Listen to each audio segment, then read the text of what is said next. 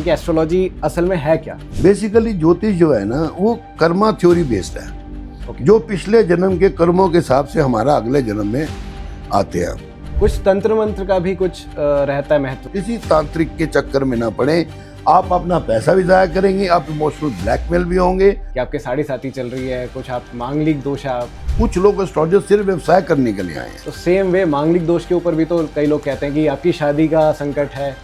दोनों की मैचिंग आप करते हो और दोनों की मैचिंग में अगर मांगलिक निकल रहा है, एस्ट्रोलॉजर्स बताते हैं कि सब कुछ सही है, फिर एंड में डाइवोर्स हो जाते हैं। आजकल शादियां अगर आपकी आपस में राय ना मिले तो शादियां नहीं टिकती। असल में एक एस्ट्रोलॉजर जो सही है वो कैसे पता लगाया जाए? Once the destiny is written in your horoscope, वो चेंज करना बड़ा मुश्किल है। अगर कोई एस्ट्रोलॉजर आपको ये प्रेशर डालता है कि हम आपके ब्याह पे पूजा करेंगे, तो उसका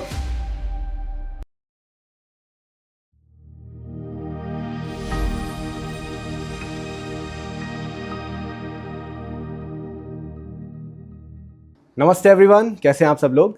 आज की हमारी वीडियो बहुत ही स्पेशल होने वाली है क्योंकि आज के हमारे जो गेस्ट हैं वो एक बहुत ही फेमस एस्ट्रोलॉजर हैं जिनको 20 साल से ऊपर का तजुर्बा है, जिनके ढेर सारे नेशनल और इंटरनेशनल क्लाइंट्स हैं। Shiv Sachar ji, welcome to our show. नमस्कार। Over to you sir. हमारी ऑडियंस को आप अपने बारे में और भी बताइए। देखिए, ज्योतिष के अंदर ना 5 एरियाज बड़े इंपॉर्टेंट हैं। हाँ जी। Education, career, marriage, children, health. हाँ जी। तो जब मैंने ज्योतिषाचार्य 2004-05 में की, उसके बाद हमें जो है इन एरियाज़ के ऊपर काम करने की बहुत ज़रूरत थी। तो इसके लिए मैंने भारतीय विद्या भवन में रिसर्च डिपार्टमेंट में मैंने 7 से 8 साल इन 5 एरियाज़ के ऊपर बड़ी गहन अध्ययन किया। हर एरिया के ऊपर 100, 200, 300 कुंडलियों पे हमने पैरामीटर फिक्स किए। फॉर एग्जांपल जैसे एजुकेशन है, अब एजुकेशन में टेक्निकल है, नॉन टेक्निकल है। फिर उसमें टेक्निकल में बहुत एरियाज़ हैं, mechanical engineering, chemical engineering, aerospace engineering, doctors के अंदर डिफरेंट एरियाज़ हैं। तो इस तरीके से इन चीज़ों की बहुत ज़्यादा क्वेरीज आजकल आती हैं, चाहे एजुकेशन फील्ड हो, चाहे कैरियर हो, चाहे मैरिज हो, चाहे कुछ भी हो। तो इस एरियाज़ पे जब तक आपकी पकड़ नहीं होगी तो आप जो है अपने क्लाइंट को ठीक से गाइड नहीं कर सकते। तो सर मैं एक आपसे पूछना चाहता हूँ बेसिक क्वेश्चन कि एस्ट्रोलॉजी असल में है क्या, जनरल वे में, अगर एक कॉमन इंसान को समझना हो तो? देखो, ज्योतिष को हमें ऐसे समझना पड़ेगा, ज्योतिष के अंदर जन्म कुंडली का बड़ा महत्व है। हाँ जी। जन्म कुंडली वो होती है जब किसी का जन्म होता है तो उस दिन का उस समय की उसकी कुंडली बनाई जाती है, और जो सौर मंडल में 9 ग्रह गोचर कर रहे होते हैं वो उस कुंडली में बिठा दिए जाते हैं। बेसिकली ज्योतिष जो है ना वो कर्मा थ्योरी बेस्ड है। जो पिछले जन्म के कर्मों के हिसाब से हमारा अगले जन्म में आते हैं।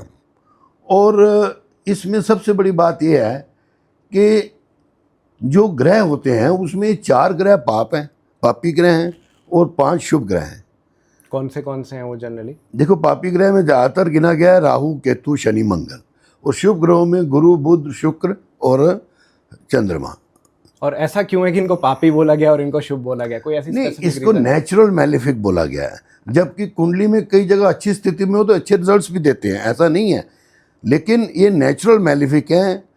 इसका असर कई बार नेगेटिव ही आता है। ओके। तो ये एक जो है ना जन्म से आखिरी समय तक की हमारी स्क्रिप्ट लिखी जाती है, वो स्क्रिप्ट हमें जीवन भर भोगनी होती है। जैसे जैसे अच्छे ग्रह के दशा आती है हमारे अच्छे दिन आते हैं, और जैसी खराब ग्रहों की दशा आती है वैसे हमारे बुरे दिन आते हैं। तो लाइफ इज़ नॉट स्टेटिक, और हर एक के जीवन में उतार चढ़ाव आता है, चाहे कोई राजा हो चाहे रंक हो। इसलिए ज्योतिष का मेन ही कंसेप्ट ये है कि जन्म कुंडली में जो हमारे ग्रह बैठे हैं वो हमारा बैंक बैलेंस है, वो हमने अपने जीवन यात्रा में यूज़ करने, यही मेन कंसेप्ट है। और जो लिखा गया है विधाता से वो ही मैक्सिमम होगा ही, उसको कोई टाल नहीं सकता। तो सर कुछ पूजा पाठ का भी तो कुछ महत्व होता होगा ना इसमें? जैसे कई एस्ट्रोलॉजर्स कहते हैं कि पूजा पाठ कर लो, या आपका क्या अगर मैं आपसे सीधा सवाल करूं कि पूजा पाठ का क्या महत्व है एस्ट्रोलॉजी में? देखो, मैं आपके दर्शकों को ये बताना चाहता हूँ कि अब ज्योतिष को बहुत ज़्यादा व्यावसायिक तरीके से लिया जा रहा है। बहुत से ज्योतिषी मार्केट के अंदर ऐसे हैं, आप यूट्यूब में देख रहे होगे, टीवी चैनल में देखते होगे, वो बहुत ज़्यादा उपायों पर जो है ना ध्यान देते हैं। जहाँ तक मैं समझता हूँ जो उपाय हैं वो इसका ज्योतिष का चोली दामन का साथ है, क्योंकि हमारी इतनी पुरानी ये परंपरा है, लोगों का बड़ी उपायों पे आस्था है। अभी आपने महाकुंभ में देखा होगा करोड़ों लोग के, हाँ जी, हाँ जी। तो आस्था ही है ना कि हमने डुबकी लगाई, वो तो ईश्वर के हाथ में है, उन्होंने फल देना नहीं देना।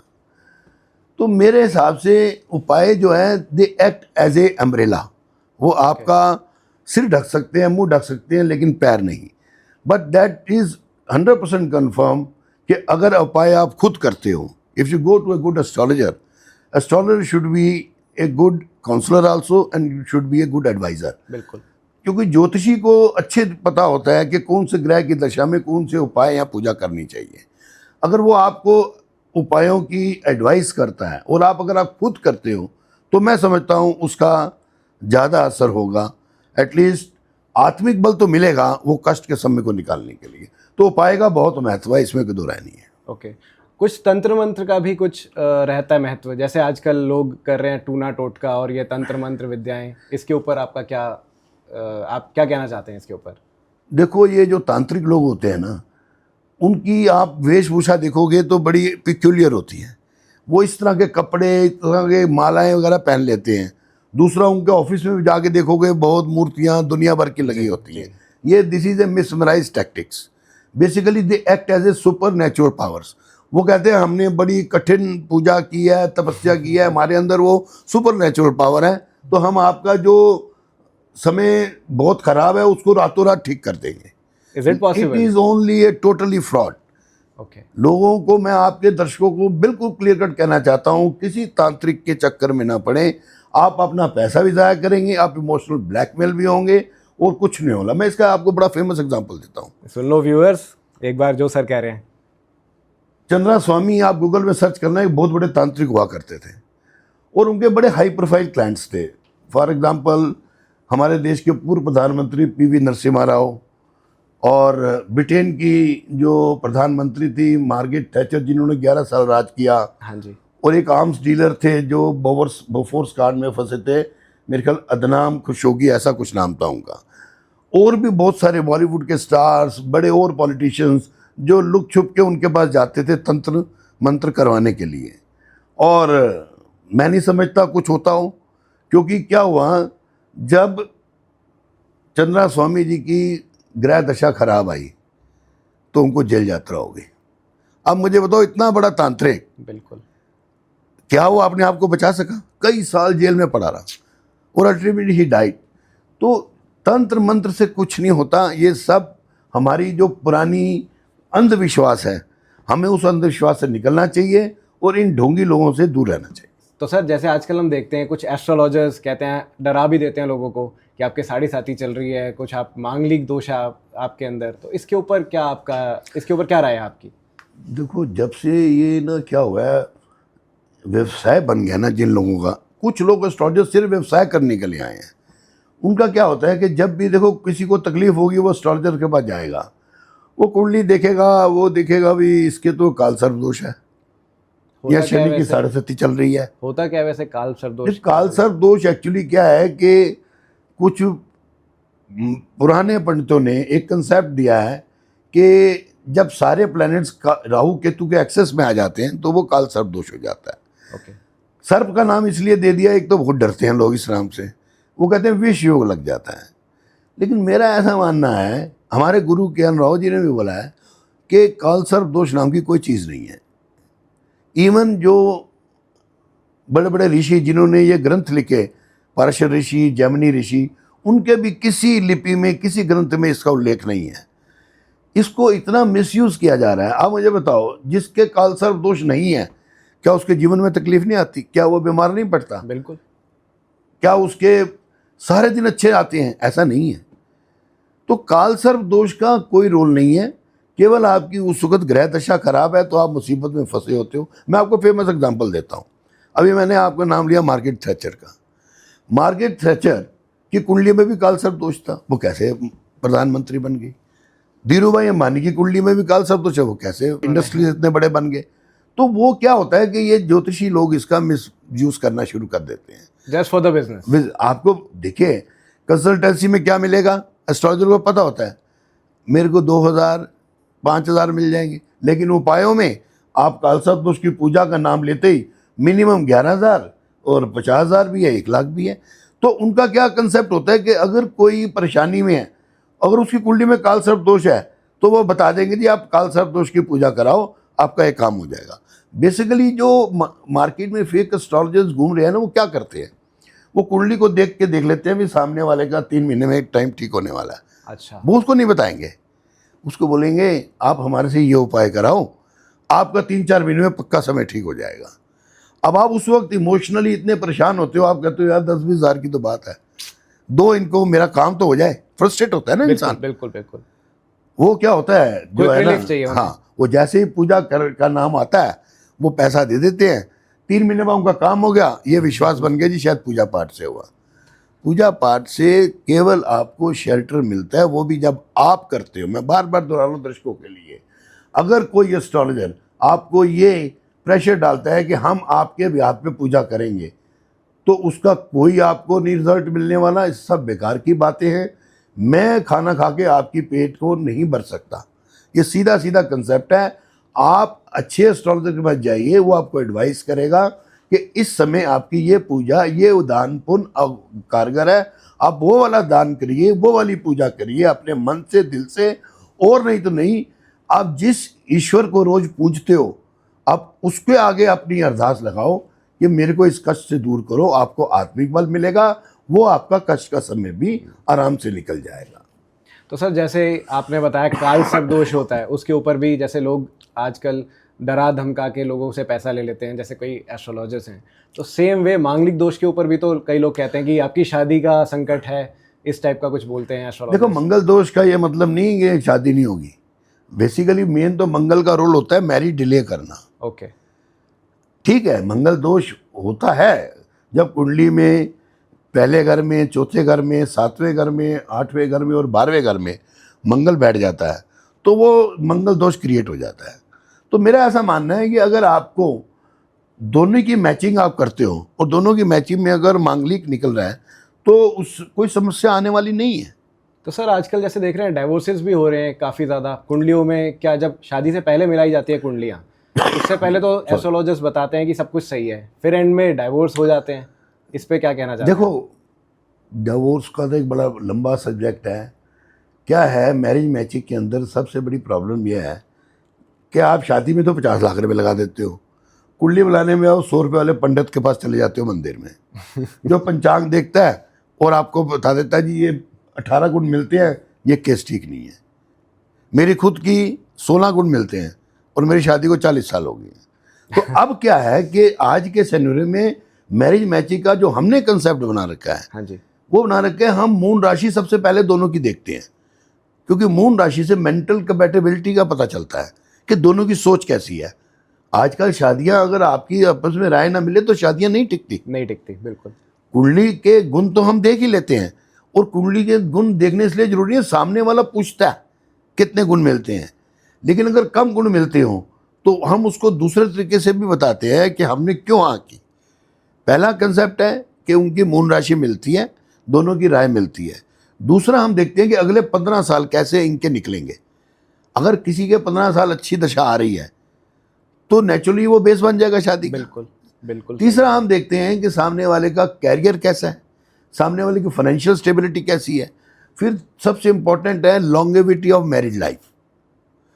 वो भी कुंडली के अंदर समझ में आ जाता है कि इनकी मैरिज लाइफ क्या 25 साल चलेगी, 50 साल चलेगी, तो आइडिया लग जाता है। देखो, we are not God, right, हम ऋषियों से ऊपर नहीं है। अब बड़े बड़े डॉक्टर से भी तो कैलकुलेशन गलत हो जाती है, बिल्कुल हो जाती है। बड़े बड़े केस जो है ना बेकार हो गए, वो क्या से निकल जाते हैं, कईयों की सर्जरीज फेल हो जाती है। तो हमारे में ये कहा गया है कि अगर 10 में से 7 आपके प्रिडिक्शन ठीक है, then you seems to be a good astrologer. तो हम एक एस्टिमेट करके आइडिया लगाते हैं कि भाई 10 पॉइंट हैं, अगर 10 में से 6-7 पॉइंट इन दोनों बच्चों के मिलते हैं तो हम अप्रूव कर देते हैं। पर बेसिकली हमारा जो है ना मून का कंसेप्ट होता है, जो कि हमारे माइंड से और हार्ट से रिलेटेड होता है। सर एक जैसे आपने बताया मून राशि होती है, एक सन वाली भी तो होती है, सूर्य राशि। देखो, न्यूज़पेपर्स में आता है ना, हाँ जी, वो सन की मूवमेंट पे आता है। हाँ जी, सन की मूवमेंट एक राशि में एक महीना रहती है। फॉर एग्जांपल, अगर किसी का जन्म 15 अक्टूबर से 15 नवंबर में हुआ, वो कहेगा मेरी तो लिब्रा राशि है, क्योंकि सन की मूवमेंट उस समय लिब्रा तुला में जा रही होती है। फिर वो 15 नवंबर से वो वृश्चिक में चला जाता है। अब आप मुझे बताओ कि एक महीने के अंदर लाखों बच्चे पैदा होते हैं, हाँ जी, तो सबकी डेस्टिनी तो सेम नहीं हो सकती। नहीं हो ये सकती। कितना रिस्की इसके ऊपर चलना है कि आप पढ़ लेते हो लेकिन आपको उसके ऊपर जो है ना वो एक्यूरेट रिजल्ट्स नहीं मिलते। एक महीने में लाखों लोगों का जो है डेस्टिनी बदल गई ना। अब मान लो एग्जांपल ले लो आप अमिताभ बच्चन का, हाँ जी, वो 11 अक्टूबर को पैदा हुए 1942 को, ठीक है। अब उनकी राशि क्या हुई? वर्गो। अब क्या समझते हो वर्गो में सारी जो है ना एक्टर बन जाएंगे नहीं, या सारे बड़े आदमी बन जाएंगे? बिल्कुल भी नहीं ऐसा तो नहीं ना। बिल्कुल भी नहीं। तो हमारा कंसेप्ट है मून बेस। मून की राशि होती है 72 घंटे की, तो 2.5 दिन के अंदर तो आपको और अच्छे रिजल्ट मिल जाएंगे, कम बच्चे पैदा होंगे। पॉइंट समझे मेरी आप? राइट, अब और अच्छा एस्ट्रोलॉजर जो है, या हमारा जो कंसेप्ट है, हम लगन देखते हैं। लगन होता है 2 घंटे का, अब 2 घंटे में बहुत कम बच्चे पैदा होते हैं, तो हम लगन को बेस बनाते हैं। उसके बाद हम मून की हेल्प लेते हैं, सन की हेल्प नहीं लेते। जितने में आपके दर्शकों को बोलूँगा, आप अपनी जो भी डेली की जो प्रेडिक्शन पेपरों में पढ़ते हैं, कोशिश करें मून राशि के बेस पे पढ़ें। तो सर एक मेरा और क्वेश्चन है इसमें कि जैसे आजकल आपने अभी बताया कि कई एस्ट्रोलॉजर्स हैं, आपको पाखंड में डाल देंगे, डरा देंगे, धमका देंगे, एनी हाउ इमोशनली टॉर्चर करते हैं आपको। तो उसके अंदर असल में एक एस्ट्रोलॉजर जो सही है वो कैसे पता लगाया जाए? देखो, मैंने अभी आपको बताया कि astrologer should be a good astrologer, he should be well qualified astrologer, he should have a command on this subject. Secondly, he should be a counselor also. हाँ जी, Thirdly, he should be a good advisor. Because you see, once the destiny is written in your horoscope, वो change करना बड़ा मुश्किल है। अब for example आप मेरे पास आए, बोले जी मेरे तो जो है ना जॉब नहीं लग रही, 6 महीने से खाली घूम रहा हूँ। मैं अगर आपको चाहूँ तो मैं उपायों में फंसा दूंगा। हाँ जी, मैं आपकी कुंडली बोलूँगा ये प्रॉब्लम है, ये दोष है, वो दोष है, तो आप परेशान भी हो जाओगे, स्ट्रेस में भी आ जाओगे कि यार एक तो मैं अपनी समस्या समाधान लेके आया हूँ, ये मुझे और ये उपाय वगैरह बता रहा है, लेकिन उसको अपनी जो है ना दिनचर्या के अपनी पैसा कमाना है। लेकिन जो अच्छा एस्ट्रोलॉजर होगा वो आपको सीधा बोलेगा कि इस समय से इस समय आपका समय खराब है, ओके, आपकी 2 महीने बाद जॉब लग जाएगी। आप कितना रिलीफ फील करोगे? बहुत ज़्यादा, बिकॉज अब कोरोना के अंदर कितना ज़्यादा ब्लैकमेल हुई, हमारे बड़े आए लोग, हाँ जी, लोग बड़े बीमार थे। अब हमने, मेरे पास एक केस आया, वो 15 दिन से वेंटिलेटर पे था, डॉक्टर कह रहे कोई चांस नहीं है। अब कुंडली बोल रही है कि अभी इसका जाने का समय नहीं है, और वो ठीक हो गया। अब मैं उस वक्त उसकी वाइफ को दूसरे कामों में फंसा देता, एक तो उनका वहाँ पैसा लग रहा है, उन दिनों बड़ी ब्लैकमेलिंग हुई, ये पूजा पाठ कराओ, ये पूजा पाठ कराओ, दुनिया भर के चल रहे थे। एक तो इंसान वैसे ही बेचारा परेशान होता है, ऊपर से और फाइनेंशियल तो जो अच्छा एस्ट्रोलॉजर होगा ना, वो आपको ये रिलीफ देगा कि इस दिन के बाद आपके अच्छे दिन आने वाले हैं। ओके, ये बड़ा रिलीविंग फैक्टर होता है। वो आपको सच्चाई बता देगा, भाई आपकी शादी अभी 2 साल नहीं हो सकती, ओके, आप जो है ना अपना अभी आराम से दूसरे कामों की तरफ, पढ़ाई की तरफ या कैरियर की तरफ ध्यान दो, आपको रिलीफ मिल जाएगा। पॉइंट समझे मेरा? बिल्कुल, ये मेरा कहने का भाव। ओके। तो सर जैसे अभी आपने बात करी थी अमिताभ बच्चन जी के बारे में, तो ऐसे क्या ग्रह थे जिन्होंने उनको बहुत अच्छा एक सक्सेसफुल इंसान बनाया? देखो, ये तो उस दिन की जो जन्म कुंडली बनी है, हाँ जी, और उनके पिछले जन्मों के कर्म है। अब ऐसा तो नहीं, मैंने आपको बोला कर्मा थ्योरी। अब जिस वक्त अमिताभ बच्चन जी पैदा हुए थे, उस वक्त किसी बिहार की झुग्गी में भी बच्चा पैदा हुआ होगा। बिल्कुल। तो ये हमारे, अब आज हम जो अच्छे कर्म कर रहे हैं, इसका हमें रिजल्ट मिलेगा अगले जन्म में। तो basically means Karma is supreme. Karma theory is very very supreme. Okay, जिस वक्त राहुल गांधी पैदा हुआ था, क्या समझते हो उसको कोई और बच्चा नहीं पैदा हुआ होगा? बिल्कुल हुआ होगा। ये जिस वक्त मैं पैदा हुआ था, सारे तो नहीं एस्ट्रोलॉजर बन गए, और भी तो बच्चे पैदा। तो हम पिछले जन्म से, इसे भोग्य दशा कहते हैं। आपको मैंने बोला ना, जन्म कुंडली और बैंक बैलेंस। एक इवन ट्विंस जो होते हैं ना, उनकी भी डेस्टिनी अलग होती है। आप करके किसी देख लिया, आपकी फैमिली में कोई ट्विंस होगा, उसकी मैरिज भी एक दिन नहीं होगी, उसका कैरियर अलग होगा, उसके बच्चे किसी के कब हुए, तो डिफरेंट डेस्टिनी है, वो हमारी सारी पीछे से चलती आ रही है। तो सर मैं कह रहा हूँ कि एक ना पॉडकास्ट ऐसा करते हैं जिसके ऊपर पूरा सेलिब्रिटीज़ के ऊपर ही फोकस किया जाए। सेलिब्रिटीज़ पे करेंगे। आपको मैं अभी देखो, शनि की 7.5 और ये जो मंगल दोष, इसके ऊपर बहुत लोगों में कंफ्यूजन है, भ्रांतियां हैं। मेरी इच्छा यह है कि आपके जितने व्यूअर्स हैं वो जब भी किसी एस्ट्रोलॉजर के पास जाए तो उसको हमारी ये बातें दिमाग में रख के जाएं, ताकि देखें भी ये एस्ट्रोलॉजर कह रहा है मैं उपाय करूंगा आपका काम हो जाएगा, तो समझ ले ये उस्ताद है। उससे ये पूछ लें कि कितने महीने बाद मेरा रिजल्ट अच्छा आ जाएगा, तेरे उपाय बोलेगा 3 महीने बाद तो घर आ जाए, पक्का 3 महीने बाद अपने आप रिजल्ट आ जाएगा। हो सकता है तब तक तो इतने पैसे भी ले ले वो एस्ट्रोलॉजर। हाँ, तो आप जो है ना, you go to the astrologer and take only consultancy basically. Okay, इससे ज़्यादा और एस्ट्रोलॉजर का मेरे ख्याल पे रोल है नहीं है, जो हमारे गुरु ने हमें सिखाया है। तो चलिए sir, thank you so much हमारे शो पे आने के लिए। बहुत बहुत धन्यवाद। जल्दी हम आपसे एक अच्छा जरूर पॉडकास्ट करवाएंगे। जरूर जरूर। Basically we will focus on कि जितने भी सेलिब्रिटीज हैं उन्होंने उनकी जो कुंडली है। हाँ, मैं आपको विस्तार से सब समझा सकूंगा। जैसा भी अगले बार समय मिलेगा तो आप जैसा चाहेंगे वैसा बात कर लेंगे, आपके व्यूज़ के बेनिफिट के लिए। एंड व्यूअर्स, अगर आपको कुछ भी अपनी कुंडली के बारे में पूछना हो, मैं सर का नंबर डिस्क्रिप्शन बॉक्स में डाल दूंगा, तो आप सर से कांटेक्ट कर सकते हैं और अपने बारे में पूछ सकते हैं। तो thank you so much everyone. तो मिलते हैं आप सभी से अगली वीडियो में अगले टॉपिक के साथ। तब तक के लिए love, peace and blessings for you all. नमस्ते।